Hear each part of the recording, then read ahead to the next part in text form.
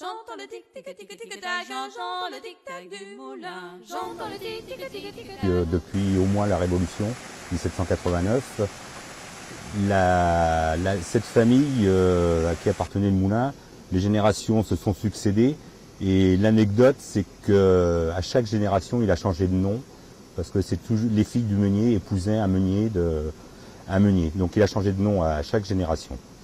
Ensuite, qu'est-ce que je peux vous dire, qu'il s'agit d'un moulin dit à reprise, ce qui veut dire que la marchandise, le blé, repassait plusieurs fois dans les appareils pour enlever la première écorce, la seconde écorce, pour ne retenir que le froment qui servait à faire de la farine panifiable.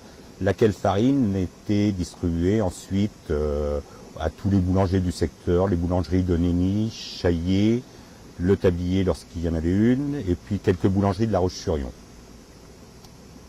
Ce moulin qui appartenait à la même famille, je suis la dernière génération à l'avoir vu tourner, parce que c'est mon papa qui l'a fait tourner jusqu'en 1981.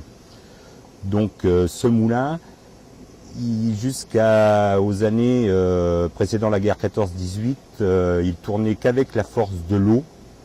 Et lorsqu'il n'y avait pas assez d'eau, il y avait deux moulins à vent qui appartenaient aussi au même propriétaire pour faire de la farine quand il n'y avait pas assez d'eau. Donc après la guerre 14-18, il a été installé un moteur diesel pour remplacer les moulins à vent, parce que ça faisait trop de déplacements de marchandises, etc. C'était pas commode. Et donc il a tourné avec cette adjonction de moteur diesel jusqu'au début des années 50. J'entends le tic-tic-tic-tic-tac, j'entends le tic-tac du moulin.